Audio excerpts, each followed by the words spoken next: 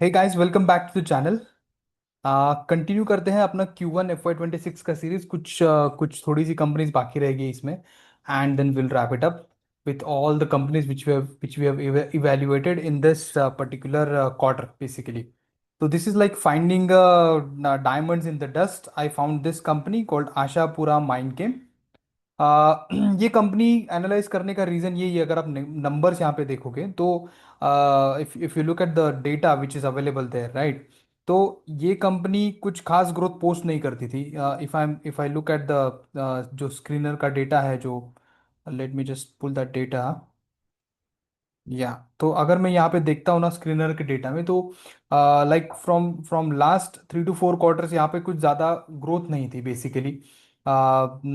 कुछ 9% was like September 24 का quarter था, उसके बाद 21% December 24 का क्वार्टर, एंड देन March 25 जो Q4 FY25 था, वहाँ पे लाइक 26% का ग्रोथ आया। अभी जो हम देख रहे हैं यहाँ पे, कि यहाँ पे Q1 FY26 में year on year, if you see year, the company has posted a stellar 90% year on year growth. So that is one reason why I selected. So I just इसको देखा मैंने, और थोड़ा सा क्यूरियोसिटी यहाँ पे आ गई कि ये क्यों इतना रेवेन्यू में इतना जंप क्यों आया है यहाँ पे। तो वो थोड़ा समझने की कोशिश करते हैं यहाँ पे। तो if you see year, Q1 FY25 में रेवेन्यू था ऑलमोस्ट 714 करोड़ का, उसके बाद सीधा ये बढ़कर 1356 करोड़ हो गया है, which is impressive. EBITDA margin 12% से 13% हो गया है। पैट 60 करोड़ से 114 करोड़ हो गया है बेसिकली, और PAT margin is like stable 8.4%। EPS में भी अच्छी खासी ग्रोथ है, which is 77%। Now if you see here historical growth, जो मैं आपको यहाँ पे बता रहा था, कि वही 25 में like 3.21% year on year growth था। ये कंपनी लाइक 23-24 में लाइक 44% से ग्रो करती थी। So eventually after corona that year, तो ये steady decline in the growth rate, and all of a sudden you see 90% growth in Q1 FY26. So that makes you, you know, that makes you really excited and surprised at the same time. But यहाँ पे अगर अब मैं देखता हूँ इसका business model, तो simple क्या है। पहली बात तो, ये जो कंपनी ने फॉर द फर्स्ट टाइम, अगर ये कंपनी कोई कॉन कॉल नहीं करती तो मैं कंपनी को बिल्कुल एनालाइज नहीं करता था, क्योंकि मुझे पता ही नहीं चलेगा वो कर क्या रहे बेसिकली। तो जो कॉन कॉल है वो फर्स्ट कॉन कॉल है कंपनी की हिस्ट्री में। आई थिंक ये कंपनी बहुत पुरानी है, 2006-07 से कंपनी में ट्रेडिंग चल रही है, but this is the first earnings call they did. And this is like mining करती है ये कंपनी मिनरल्स का, जो बेंटोनाइट है, बॉक्साइट है, वो सब का माइनिंग करती है, and they supply to the various consumers basically across 80 countries में ये लोग सप्लाई करते हैं। तो इनका जो बिजनेस है वो बेसिकली यही है। तो ये इंडिया और इंटरनेशनल मार्केट, ये दोनों में इसका business you can say split है। So India operations are hardly like 10% है, और international operations are 90%। So let's understand this in detail. So I am not going into detail of India operations, क्योंकि इसका historically they started with the India operations. ये लोग largest bentonite supplier थे। तो bentonite is like commodity basically, इसमें ज़्यादा कुछ margin नहीं मिलता था। Then they shifted like production इन्होंने किया बेंटोनाइट डेरिवेटिव का। तो bentonite derivative is not a commodity, तो वहां पे ज़्यादा मार्जिन इनको मिलते हैं बेसिकली। ये इनका स्टोरी था। तो ये they move from single product to multi product. They are largest kaolin supplier in India. और इंडस्ट्रियल सिरामिक्स भी, ये लोग सिरामिक मटेरियल जो टाइल्स और वो सब में यूज होता है वो सब भी बनाते हैं ये लोग। दिस इज ऑल अबाउट छोटा सा इंडिया स्टोरी है, इसमें ज़्यादा कुछ है नहीं इंडिया इंडिया स्टोरी में। So you can pause this video and understand this. ये जो मैंने लिखा है इंडिया के बारे में, ये आप यहाँ पे देख सकते हो। ना वहाँ पे सिर्फ 10% of the revenue is coming from India business. Now what I am interested is 90% of the revenue, ये जो 1356 करोड़ आया है all of a sudden, now that has, उसमें से 90% is from international. So let's understand this international business basically. तो यहाँ पे क्या है, ये लोगों ने 2016 में they entered into this West African country called Guinea, right. तो अभी गिनी में एंटर क्यों किया इन लोगों ने, तो गिनी में क्या है ना, वर्ल्ड्स लार्जेस्ट बॉक्साइट रिजर्व्स है गिनी में। नाउ अंडरस्टैंड करते हैं ये बॉक्साइट का क्या इतना इंपॉर्टेंस है। अगर आप देखोगे तो चाइना हैज लाइक ईवी में लीडर है, राइट, और बहुत सारे इंफ्रास्ट्रक्चर्स में China is leading, and it has US को पीछे छोड़ दिया है बेसिकली उन्होंने। तो ये बॉक्साइट से बनता है एल्यूमिना, और एल्यूमिना से आप बना सकते हो एल्यूमिनियम। तो एल्यूमिनियम का जो ये है ना डिमांड है, वो like 5 to 7% year on year demand है। और वो एल्यूमिनियम आपको यूज होता है बेसिकली ईवी व्हीकल्स में, सोलर पैनल्स में, एल्यूमिनियम सॉल्ट बैटरीज में, राइट। और China is the largest consumer of aluminium basically. तो बहुत और वर्ल्ड में ये सब तो ग्रोथ आने वाली है बेसिकली। ईवी व्हीकल्स और ये सब तो अभी ग्रोथ चल रही है सोलर पैनल्स में, आप देख ही रहे हो सोलर कंपनीज में कैसी ग्रोथ है यहाँ पे, राइट। तो ये बेसिकली यहाँ पे इनका स्टोरी है। तो बॉक्साइट ये लोगों ने दे entered into this country called Guinea, and they secured, इतने सालों के बाद इन्होंने एक बॉक्साइट माइनिंग, एक आई थिंक 3 बॉक्साइट माइंस इन्होंने सिक्योर कर लिए गिनी की गवर्नमेंट से, और एक आयरन ओर माइन सिक्योर कर लिया। तो दो बिजनेस है यहाँ पे, bauxite mining and iron ore mining. तो बेसिकली अभी जो रेवेन्यू आ रहा है वो आ रहा है बॉक्साइट माइनिंग से। तो इन्होंने ऑलमोस्ट इन्वेस्टमेंट इस कंट्री में किया है, 135 मिलियन यूएसडी का इन्वेस्टमेंट किया है। तो उन्होंने क्या किया, इन्होंने बनाए 3 नए पोर्ट्स। वो 100% फुल्ली ओन्ड कंपनी के पोर्ट्स हैं। और उसके बाद उन्होंने वहां पे एक्चुअली वो रास्ते भी बनाए which are suitable for this heavy truck.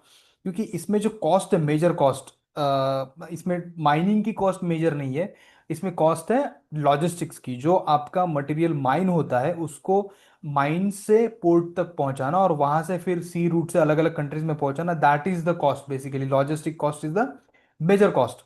तो इन लोगों ने वो रोड्स कंस्ट्रक्ट किए, more than 100 kilometres of mining roads within the concession area. जो मत कंसेशन एरिया मतलब जहाँ पे इनको माइन करने का परमिशन मिला हुआ है, राइट। तो उनका जो पोर्ट्स है उसका कैपेसिटी कितना है आज की डेट में 2025 में, इट्स लाइक 16 मिलियन टन्स का कैपेसिटी है। And now look at the number, they want to increase that capacity to 27 million tonne. So this is one point to be noted, this is the growth basically, right. We are looking for growth here. Now bauxite इन्होंने Q1 FY26 में I think 2 million tonnes का bauxite का export किया है उनके port से। So if I just calculate for FY26, they could do around 7 to 8 million tons of bauxite export this year. Now their ambition, their goal is that they want to do 15 million tons of bauxite by FY27. That means what? They want to double the bauxite export. This is point number 2. तो एक तो पूरा पूरा port का capacity increase करना है which is 27 million, which is almost double. And bauxite का export भी डबल करना है by FY27, which is like doubling doubling the bauxite export. This is point number 2। Alumina का डिमांड मैंने आपको ऑलरेडी बता दिया है। देन अगर आप देखोगे तो चाइना ने क्या किया ना, पूरे अफ्रीकन कंट्रीज में जहां पे भी माइनिंग्स है ना उसमें दे दे फोरसी दिस, ये फ्यूचर उन्होंने देख लिया था, और उन्होंने ऑलमोस्ट एवरी माइन को एक्वायर कर लिया है थ्रू दिस गवर्नमेंट से कंसेशंस लेके। तो चाइनीज बहुत आगे है इस मामले में। और तो इस कंपनी ने क्या किया है, since China is the largest consumer of of this bauxite, so इन्होंने लॉन्ग टर्म पार्टनरशिप की है इन चाइनीज कंपनीज से, and they become a reliable long term supplier to these companies. That's what they're saying. So mining, transportation, handling और ये सब में they have a long term partnership with these Chinese companies. So the business is secured in that way.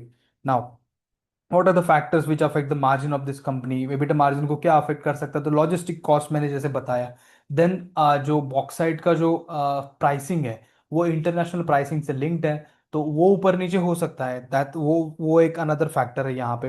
And logistics cost में आपको transportation from the mines to port, then transhipper, ocean freight to China, ये सब जो चीज़ें हैं ये impact कर सकती है। तो बेसिकली जियो पॉलिटिकल जो भी टेंशन्स होते हैं उसका इम्पैक्ट इस बिजनेस पे आता है। Now since this Jio political जो भी है ये अभी स्टेबलाइज हो रहा है, तो कंपनी के लिए पॉजिटिव ही है। सीजनैलिटी इसमें समझने की कोशिश करते हैं तो because of the rains monsoons in the west African region in the Q2 seems weak. But अगर आप पूरा इसका हिस्ट्री उठा के देखोगे, आपको Q1 is the strongest quarter, followed by Q3 is slightly better than Q4, but उसको equality में डाल सकते हैं, Q3 is equal to Q4 and then last Q2, right? So this is the seasonality in order for you to understand the price movement, because if you understand the seasonality well na, you can actually play well in the market. And then the second business which is iron ore business, जो उन्होंने एक mine secure की है, तो वो भी उनका final stage में है, और कंपनी बोल रही है कि रैंपिंग अप हो रहा है वहां पे बिजनेस में। और बेसिकली Q2 या फिर Q3 से उसमें भी रेवेन्यूज आना स्टार्ट हो जाएंगे। तो ये लोग लोकल बेनिफिशरीज जो है उसको ये लोग आयरन ओर सप्लाई करते हैं, they they might export also, we don't know that.